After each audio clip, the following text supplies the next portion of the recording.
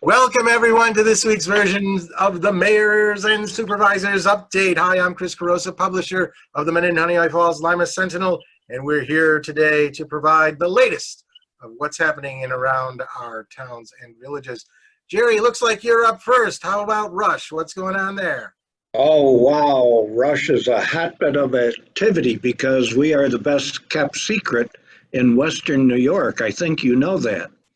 Um, we did open to walk-in traffic at the town hall this week. That did not include our library because we are still waiting for some last-minute preparations in the library. But the town hall, which includes my office, the assessor's office, the recreation office, the town clerk's office, they are all open to walk-in traffic, and we have had 0 incidents, which I think is a great thing. We haven't been inundated with walk-in traffic, but I've noticed that people have enjoyed coming in and saying hi and talking to others that they haven't seen in a long while. So I'm expecting that we will continue to allow walk-in traffic from this day forward. We are still waiting for our food establishments to be able to open so that we can go in and sit down and eat. We can now, but not in. It's out, patio seating, and it's okay if it doesn't get cool with a breeze at night. Let's see, there was one other thing I wanted to mention, and oh my, maybe it was that I should go to Scottsville for dinner or someplace like that. Because maybe they have indoor seating. I don't know. I'll have to go over there and look. We have a little bit of indoor seating. That's good, Eileen. I'm glad to hear that. Just a little bit. All right. Well, Jerry, if you remember what you're going to say, we could always come back to you and throw it in. Fair enough. So thanks for giving us an update on Rush. Mike, how about Town of Lima? Also, you had mentioned last week that the Livingston County Board of Supervisors were going to meet and possibly discuss the sales tax situation. Yeah, I'll lead with that first. The Livingston County as a whole is down 15% on sales tax receipts for this year. We did offer a early retirement incentive, and north of 30 county employees took it, so that we can look at reducing the workforce costs and things rolling into next year. Of course, towns and counties are in budget season right now, and we are looking for creative ways at the county level to cut the county budget for next year, not knowing when the return to normal will be. Thursday was the project kickoff here at the town of Lima for the town hall elevator. Changes that you will see first will be that either a ramp or a lift is going to be installed at the front of the building right on Route 5 and 20, and that the front door system will be converted into a temporary door system with a push button for handicapped access. That will allow us to then close the side door from the parking lot and allow the construction to begin. Along with that then, first floor, the Legion Room and the actual boardroom are going to be where meetings will be held, and that will be it for a while. And that does include voting for both the village elections in September and the elections in November. The second floor is still accessible by stairs from the front, but the basement level will not be accessible. They'll be staging all kinds of construction equipment down there and moving debris out as they build the elevator pad and all that. Access to the food pantry will be only via the stairs down at the front of the building. So that's likely to be only the food pantry staff. We're trading paperwork back and forth, so I would expect that we'd be starting in the next 2 weeks, 3 weeks. You'll see the activity begin. The pergola at the library has been removed, as everyone has been out to view it and see it and all that. The library board has elected not to replace it at this time, so we'll be working to fix up the siding and moving ahead. Sidewalk construction on 15A is going to continue north from the Dollar General up to Gale Road. And the town of Lima is still seeking those interested in being appointed to highway superintendent to fill out the balance of Keith Arner's term as he retires. Details can be found in the Sentinel. And ideally, the board would be making the appointment at the September meeting, which would be September 1st. Remember, applicants have to be a resident of the town of Lima, and that does include the village. That's all I've got. Okay, thank you very much, Mike. Eileen, Scottsville, is there an update on how things are progressing on the joint fire district proposal? Well, we're in the two joint boards, the town and the village, passed the resolution for the establishment of the Wheatland-Scottsville Joint Fire District back on August 4th. So right now we're in the middle because that was subject to a permissive referendum. So we're just waiting out the time, which will be September 4th. So we're waiting on that. We haven't heard anything at this time.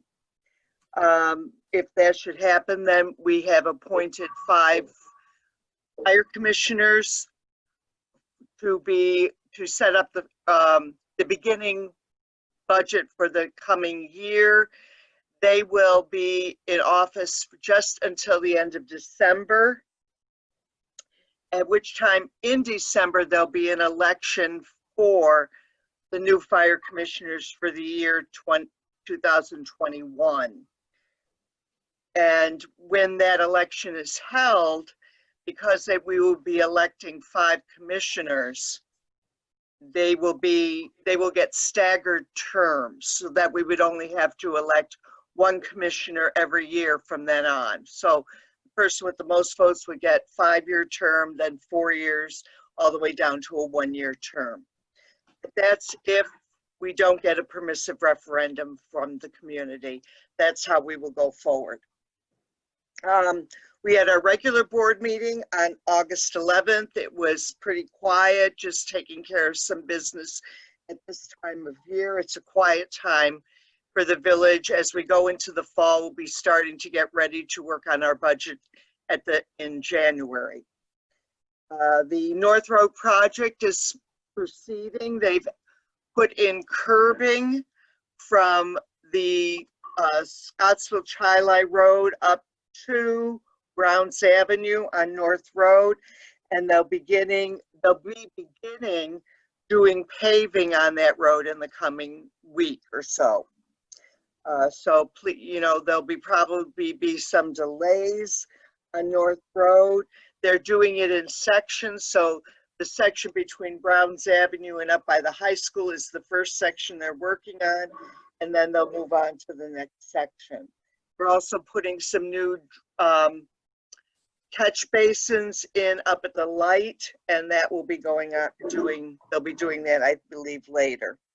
The other big project that's been in Scottsville is the sidewalk on Owaka Place. We're getting to the end of that project. They just have a little more digging and pouring to do, and then cleaning up of yards and planting grass. And they should be finished with that within the next week or 2. After that, we have some drainage issues in the village that need to be taken care of, and the DPW crew will be moving on to those drainage issues. Again, the new laundromat, Bright Bubbles, is replacing the old laundromat, and they will be having their grand opening on August 15th, which is this weekend. So if you're in the village, stop in. I think they're giving everybody who comes in one free load of laundry. So we'll see if we get a bunch of people down there. As for eating, Jerry, you can eat takeout. There are a couple of tables at the Artisan. Salvatore's, of course, is open for some indoor eating and outdoor eating, but the diner is still closed. And I, for one, I know I'm waiting for it to open again. It's my to-go place for dinner or lunch. Other than that, it's pretty quiet here this week in Scottsville. The building is still only open by appointment. As I've said before, we are part of the municipal building that's owned by the town, and we follow along on their guidelines. So that's where we are, and hope everybody has a good week coming up. All right, very good. Thank you, Eileen. Todd, West Bloomfield, how are things there? Thank you, Chris.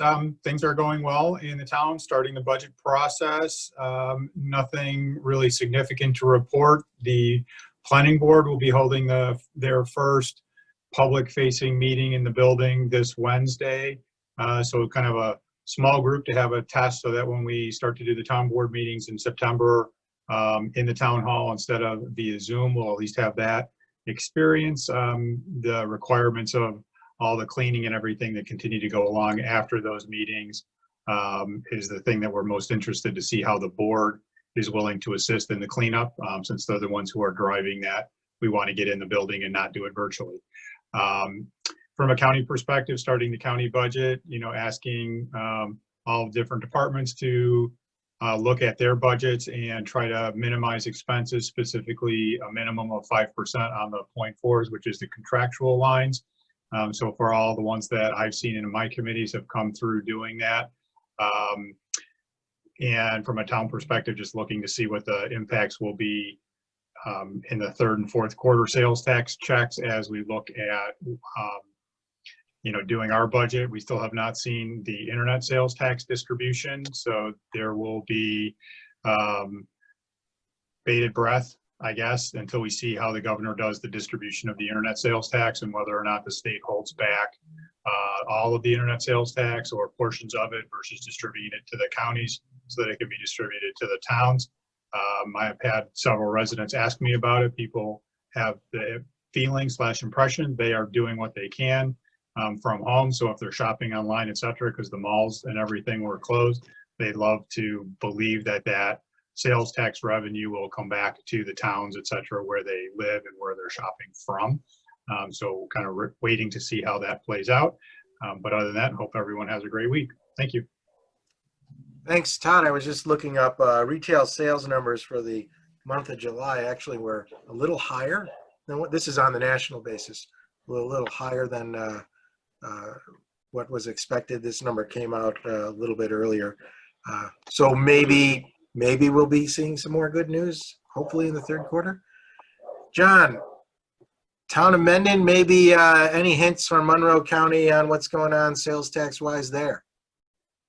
We haven't received the official letter yet, but we did have the money was direct deposited in our account. So we're looking at pretty substantial for the second quarter, about 40% decrease. Oh, wow. In sales tax. So also not including internet sales though, right? that is correct. Mm-hmm.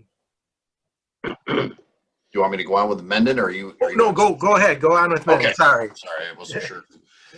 So I just wanted to mention a couple of things, and actually that segue is that we are working on our town budget with the sales tax information that we have now, because towns with villages, villages receive their own sales tax money. So that money that we receive for sales tax has to be used in the town outside the village, which for anybody who's familiar with the process is normally the B fund or the DB fund. So that is something that we'll continue to look at as far as funding. I don't expect anything too severe, just because our estimates were a little bit, we did well earlier in the year on sales tax. I'm hoping that things rebound, as others have mentioned, like Todd. We recently redid quite a few of the roads the highway department did in the town of Mendon, and they were recently striped. including some crosswalks that were, of course, covered with the material, the oil and stone material. And so we've been, highway department's been out working on making sure everything gets restriped properly. The library is now open. There's certain restrictions, but you can go inside. And so I encourage all of our residents to visit the Mendon Public Library as needed, because it's been fairly well closed down for the last few months. They did some curbside service, but it's been closed for a number of months, and they do have restrictions on their website as far as how they're handling people coming into the library. School tax bills will go out 1st of September, something that everybody always looks forward to. And we will, our town clerk, Jim Mursky, he is the tax collector for HFL school taxes for residents of the town of Mendon only. So the county executive this week came out and said that they are going to waive the 3% fee that's associated with credit card payment. So we are working with the county and the school district to facilitate that process, and we'll be encouraging our residents to use that just to cut down on the foot traffic at Town Hall because of COVID, as well as certainly there's some advantages to using a credit card depending on what credit card you have and things like that for points or rewards or whatever you want to call it. So we'll have some information about that going out in the fairly near future about school tax payments. And our comprehensive plan, we have a virtual meeting on the 25th of August on the Town of Mendon Comprehensive Plan, which we've been working on for over a year. So that will be available for residents for there's not a public hearing, but it's a public input meeting via Zoom. So I've never really done anything to this level via Zoom before, but it should be interesting. And we encourage all of our residents to check that out. There's going to be there's a legal notice in the Sentinel, and as well as there'll be a ad in the Sentinel as well, informing our residents that to please tune in to the presentation that the town engineers will be providing. Once again, thanks, Chris, for this opportunity to share this information. Well, thank you. Thank you all, actually. Okay, John Carell.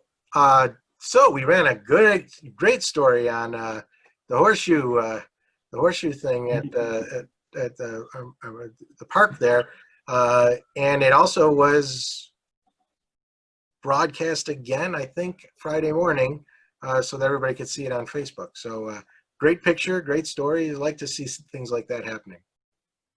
Yeah, that's awesome. The village crew and our deputy mayor, John Waddick, was really the driving force behind that. We had some space available, so why not put some horseshoe pits in? Of course, you can stop by the village office and sign out the horseshoes, so you can certainly do that.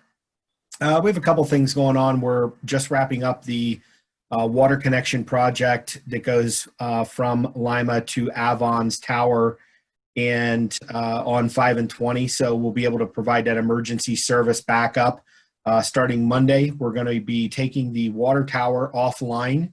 There's a $1.1 million rehabilitation project happening there. So the inside, the outside of the water tower will be rehabbed and repainted. And during that time, of course, there's definitely some concerns about water pressure, things like that, fire protection services during not having a water tower with a lot of pressure online. So we've done several tests and have adjusted our emergency plans with the fire departments and surrounding areas to provide support because we're going to have to truck water in regardless of the situation. So it's just not as easy as hooking up to a fire hydrant right now. But I just want everybody to realize we do have these contingency plans in place. We have tested them, and we have a good plan to move forward. Along with the water tower coming offline, the cell phone service antennas have come down. So I've had several questions on Facebook in the last couple of weeks why AT&T has really dropped some coverage and has intermittent service. Both the AT&T and the Verizon antennas have come off of the water tower, and they will be down until probably mid to the end of October when the project's completed. They'll obviously be reinstalled, but until then, everybody's just going to have to deal with a little bit of spotty service, at least in the short term. Starting in October, we're going to have our water and sewer billing online, and we're going to be able to send out the bills and receive payments via credit card or ACH transfer directly from your bank, similar to what you do with your National Grid or any of those types of bills. Now we're going to be doing a bi-monthly reading, and then the other months we're going to use historic data to provide an estimate, just like the utility companies are doing. So stay tuned to the village website for that. There will be more to come shortly, but you'll be able to sign up and get an online account and things like that shortly. We are doing some paving in the village next week. The Livingston Street apartments are going to be mostly affected by the repaving. We're trying to work around some scheduling, so the paving and milling will happen in the middle of the day. So if people that live in the apartments need to go to work, they can get to work, and hopefully it'll be milled and then it'll be repaved by the time they get back home from work. So just a little bit of coordination going on there. I think that's about it for the village right now. All right, great job, John. Oh, well, Oh, wait, one more thing quick. Okay. Sorry. The village actually has some posts out on Indeed as well as on Facebook. We are actively seeking to hire a clerk treasurer. We've decided to make a change as far as the full-time to a part-time clerk treasurer, and we're outsourcing the accounting and payroll functions. So we are accepting applications as well as a DPW worker. We're looking for a DPW laborer. And if anybody has any questions, they can go either search online. I know we've posted them with the Sentinel as well. And we'd love to, get the applicants out, and we're looking to get those positions filled in a couple weeks. Excellent. Thank you. Thanks, John. Rick, you're up, and I don't know if you caught the news, but New York State says bowling alleys can open next week. Isn't that great? Yeah, that gives me a lot of great help now, right? Yeah. Oops. Rick, are you Yes. still there? Oh, okay, go ahead. You blinked for a second. Well, can you hear me okay? Yeah, I can hear you. There's a little delay, but as long as the audio is coming through, we're okay. And okay, audio's not coming through. So looks like Rick got pulled the same card that maybe Jerry did last week. So Rick, are you still on? If you're still on, what I would suggest is that you do what Jerry did, is log off and log back on again. And it looks like that's what he's doing. While Rick's doing that, I remembered what I forgot to say. Okay, go ahead. All right, so even though our town hall is now open to walk-in traffic, we will continue to use the Zoom platform for board meetings through the first week in September. Even though the town hall is open now, the court has not officially opened yet, so you cannot come in to conduct court-related business at this point. I wish I had some positive news on the sales tax, but I don't know what is going on with sales tax, so I'll be patient and optimistic. And I also wanted to let everyone know that the William Judicious Pavilion, which is a very, very popular facility rental behind the town hall, that is now open for limited. When I say limited, that's according to the governor's directives for how many people can assemble in one place. That is open now for people who would like to rent that for various parties, et cetera, et cetera. That's all that I forgot, Chris. All right, great. I see you. Rick's back. So Rick, go ahead. Take it away. Tell us what's new and happening in the village of Honeoye Falls. Well, we'll try to do this quickly, and I apologize. I've been having that issue all day. And I'll also say, Chris, just quick get up. I will not be available next week. I'll be out of the area. So, Okay. so this week we opened up our bids for the Ontario Street Storm Sewer Project. While they were both still a bit higher than anticipated, we do expect to accept one of the bids at our village board meeting this coming Monday to move that project forward because it's very important to some of our residents up there. We also have a comprehensive plan review underway. We have a great committee put together of some local business owners, residents, etc. We are not rewriting the comprehensive plan at all. This is simply a 5-year review, and just to kind of reconstitute it, if you will. We expect that to take 3 or 4 months, and without any major changes. But we feel very confident in the current comprehensive plan, but we want that reapproved. We also have a Honeoye Falls Fire Department Building Review Committee that started. It's been going on for a month or so. It's a great committee. It includes residents, business owners, a couple members from the Honeoye Falls Fire Department and the village. And then we're also very happy, and I appreciate Supervisors Moffitt and Campbell for supporting this as well. We have representatives from both West Bloomfield and the town of Mendon on this committee, and it's going very well. So we're very excited about that. Our deer committee continues to work. We're still seeing a lot of deer around. We have actually seen a couple of deer, and it's been reported that there have been some sick deer within the village limits. In fact, DEC did have to come and dispatch one a couple of weeks ago, and there was another deer was seen that was acting strangely, I'll say. So, again, that's one of those concerns that you have with a very high population. And if there are indeed sick deer, and we're waiting for Cornell to tell us what the deal was with the first deer.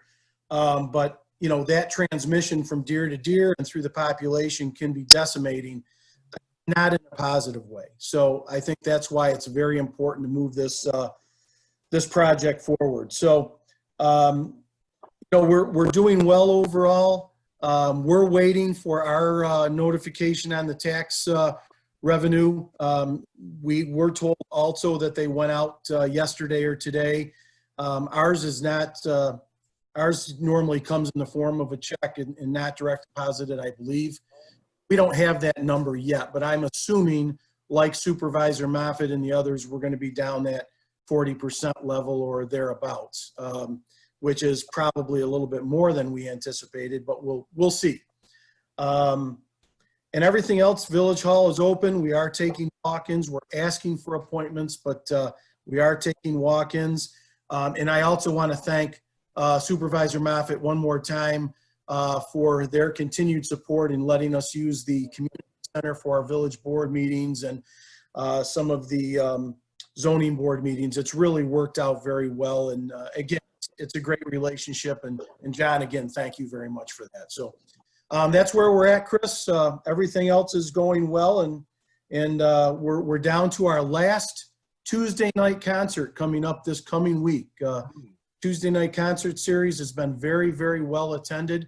We've actually had a couple of additional Thursday night concerts that we added, and they've gone well. And we're down to our last one, though, at least what's scheduled this coming Thursday, or excuse me, this coming Tuesday. So hopefully we'll have one more good one. All right. Thanks a lot, Rick. Anybody else got anything that they might have missed before? Eileen, are you all set? I guess so. Okay. Well, thanks everybody for coming around this week and listening to the mayors and the supervisors. And remember, come back next week. We'll have more. Maybe Rick won't be here, but Rick, you could always email it in and we'll add it to the paper so you can catch it that way. So thank you all, and we'll see you next Sunday at 1 o'clock. Thank you, Chris. Thank you. Thank you.